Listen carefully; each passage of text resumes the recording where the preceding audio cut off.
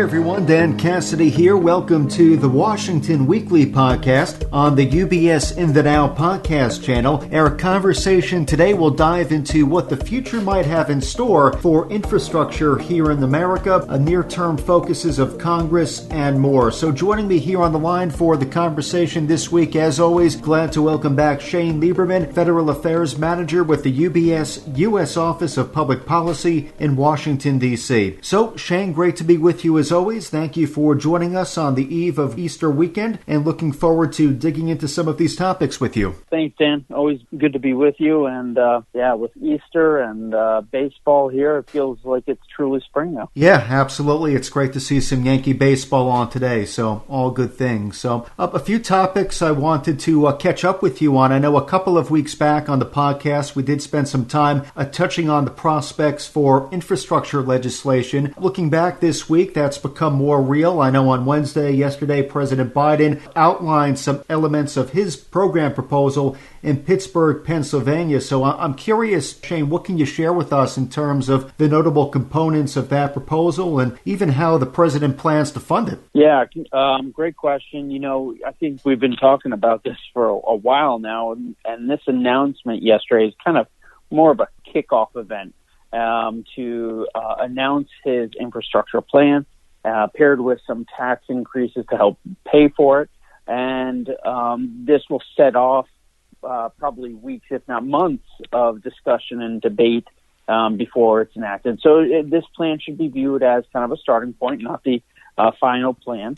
But we should still consider its components seriously, as they may be part of the final bill. I think, the highlights here is that it's over $620 billion on transportation and infrastructure, which includes, like $115 billion for repair of bridges and highways. But it also invests $100 billion to revitalize school buildings, over $200 billion to build and preserve affordable housing. It also includes $100 billion for broadband. I think the goal there is to make sure that everyone in America has access to broadband. $100 billion to upgrade the power grid.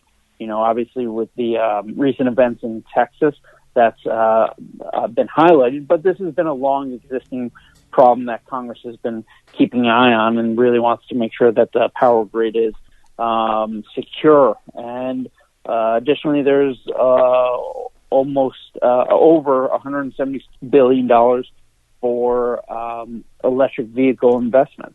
Now, that's just some of the highlights, but this bill would, this plan outlines a number of changes to the tax code to pay for this plan. I would note that it was very interesting to me that the taxes included in this plan all focus on corporations. There's nothing on the individual side. And I think that shows how far this bill has to go before it becomes law, because Democrats do fully intend on making changes to the tax code that apply to individuals, not just corporations. So, there's not only the need to provide more revenue to pay for some of this spending on infrastructure, but there is this desire from Democrats to make sure in their minds that the top 1% pay their fair share. And, it's very interesting that it's not in yesterday's release. I think that's, partially politics and to try and tamp down concern and pushback on this before, the bill is actually even written. And that, yet again, shows how far this bill needs to go before it's passed into law. The bill's going to, it's not even a bill yet, I should say, the plan has to come to fruition by a lot of negotiation and changes to the plan as written now. But, you definitely see contours, taking form here of what will probably be in a final plan if it ever gets across the finish line. The tax element, Shane, very interesting as you explained it to us, and it sounds like a lot still needs to happen, but the program proposal as it stands today, very robust, wide-ranging, covers a lot of key infrastructure elements that are in need of an upgrade, so I'm sure we'll have plenty of follow-up conversations on this topic, but it was interesting to hear from the President this week on this widely anticipated proposal. So while infrastructure will surely be an item of focus for Congress, I know both houses of Congress, they are on a 2-week recess currently. So, Shane, I'm curious, outside of infrastructure, what might be some other focuses of Congress upon their return in April? Yeah, this is a 2-week kind of district work period, they like to call it, instead of recess. But yeah, it allows them and staffers to spend time with their families for Passover, Easter, whatever you're celebrating. And it also gives staff a good time to step away from the daily hustle and bustle of when senators and representatives are in town and actually prepare for, the next legislative session, which will be in just about 2 weeks.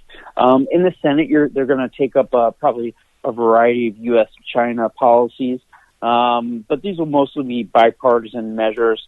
And we think the more consequential actions, like sanctions and tariffs, will be taken by the Biden administration, not Congress. I think you're also going to see the Senate take up 2 gun control bills that the House recently passed, and possibly an election reform bill that the House passed as well. So there's a lot on their plate, but you're right. We have these bigger things like this infrastructure bill and tax bill kind of looming over as we have all these discussions. But, that again, because those debates on infrastructure and taxes are going to take so long, we're going to see a lot of other issues be front and center in the meantime. It sounds like infrastructure will be a big point, but it's good to know as well some other points of interest that will be coming down the pike on the legislative agenda to keep an eye out for, and I'm sure we'll catch up on a few of those during future podcasts. So thank you for that preview, Shane. Another item I'd like to follow up on, that being election reform. Now, I recall we had spoken about the For the People Act, also known as H.R. 1, some weeks ago here on the podcast, though recently there has been a lot of buzz around this new voting law that was passed in Georgia. So, Shane, what does that law consist of, and why is this law receiving so much attention right now? Yeah, great question. And, I think that's also, we should think about this in the context of, while the House passed a bill, H.R. 1, for the people, the Senate is probably not going to pass it because it is a partisan bill. It won't receive any Republican support. So it's not going to move forward. So what you're seeing is States Act, and you're seeing, very polar, reaction here. Red states that supported former President Trump in the election are taking actions like Georgia is here, and, blue states are trying to mirror something closer to what the House of Representatives passed. So the Georgia bill, it has dozens of provisions, but I think some of the highlights are things like it takes power away from the Secretary of State and pushes it towards the state legislature, which has been Republican controlled since 2005, and it gives them a little bit more power in the process. As we may recall, the current Georgia Secretary of State and President Trump did not exactly see eye to eye on the election results. Drop boxes has been a big issue. The bill, it guarantees drop boxes in every county, but it limits the number. So some people or some counties may have seen dozens of drop boxes, and now they may only see a few drop boxes. But I would reiterate that this does guarantee drop boxes in every county. And this is important because, you can fill out your ballot and just drive over to a drop box and put it in that box, and essentially you voted. There'll be shortened runoffs, and think of, what happened with the 2 Senate races, which determined the control of the U.S. Senate. The regular election that we all voted in was in November, and the 2 Senate races for Georgia both went to a runoff, and that was held in January, so 2 months after. So this would shorten the runoff period, which, in theory may help the Republicans or the incumbents, whoever that may be. A lot of changes in absentee voting.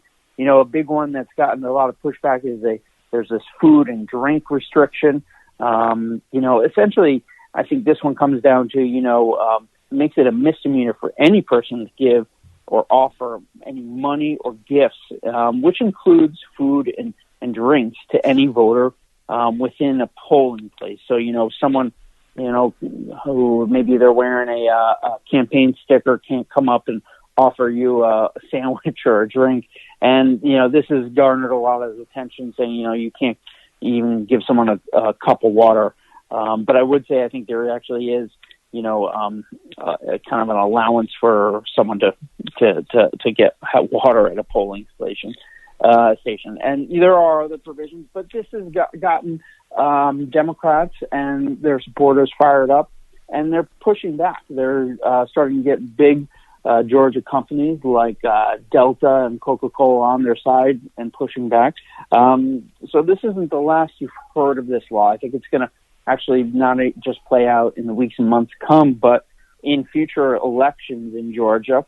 So, we will probably be talking about this for years to come. Very interesting, but appreciate the color, Shane, on what exactly has been going on, how this all came to be. Clearly, the reception on a local level in Georgia, as well as on a national level, has been very mixed, so was curious to get your take on this, but something as well that we can follow up on, and we'll be curious to see how H.R. 1, how that ends up in the Senate, so a lot to keep an eye out on there. Maybe one final topic we can hit on for this week, Shane. I know, again, Wednesday, Treasury Secretary Janet Yellen presided over a meeting of the Financial Stability Oversight Committee, also known as FSOC. Shane, can you provide some context and speak to what the agenda yesterday consisted of? Yeah, the Financial Stability Oversight Council, or FSOC, was created in the wake of the financial crisis over a decade ago. So this was a creation of the Dodd-Frank Wall Street Reform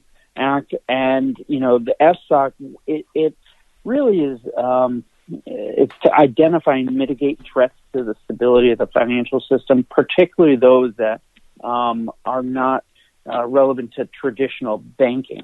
So Janet Yellen, the Treasury Secretary, chairs the FSOC, and they held their first meeting since President Biden has come into office.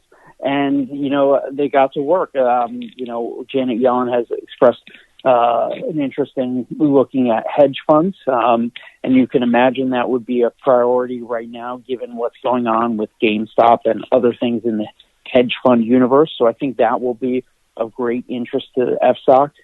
Additionally, I think they talked about climate and climate change, and I think that will be an issue going forward for them about, climate change and the risk that runs to our economy at large and also, some of the financial system. So definitely worth watching what the FSOC does in the coming years here, because I think hedge funds, as I mentioned, and climate will be a focus for them. A lot of implications there. And Shane, thank you for highlighting some takeaways from what we witnessed this week. Shane, as always, great catching up with you. Appreciate your time, insights on a wide range of topics, many of which we'll follow up on future podcasts. But thank you again for joining us this week. I wish you a restful weekend and look forward to picking back up the conversation again with you next week. Always good to be with you, Dan. And I'll just finish by saying, let's go, Matt. Absolutely. Here's to baseball. Much more to come. Thanks again, Shane. Appreciate it. And again, today we've been joined by Shane Lieberman, Federal Affairs Manager with the UBS U.S. Office of Public Policy in Washington, D.C. So as a reminder to our clients and listeners, please be sure to reference the latest edition of the Washington Weekly publication, which can be located on ubs.com/Washington Weekly. For clients of UBS, you can also contact your financial advisor or if you would like to receive a copy of the Washington Weekly publication directly. The Washington Weekly podcast is part of the UBS In the Now podcast channel, which is available where podcasts are found, including on iTunes, Spotify, TuneIn, Stitcher, and Pandora. Visit ubs.com/studios to view the entire podcast offering, as well as the new UBS Trending video series. From UBS Studios, I'm Dan Cassidy. Thank you for joining us. As a firm providing wealth management services to clients, UBS Financial Services, Inc. offers investment advisory services in its capacity as an SEC-registered investment advisor and brokerage services in its capacity as an SEC-registered broker-dealer. Investment advisory services and brokerage services are separate and distinct, differ in material ways, and are governed by different laws and separate arrangements. It is important that clients understand the ways in which we conduct business, that they carefully read the agreements and disclosures that we provide to them about the products or services we offer. For more information, please review the PDF document at ubs.com/relationship summary. UBS Financial Services, Inc. is a subsidiary of UBS AG, member FINRA SIPC.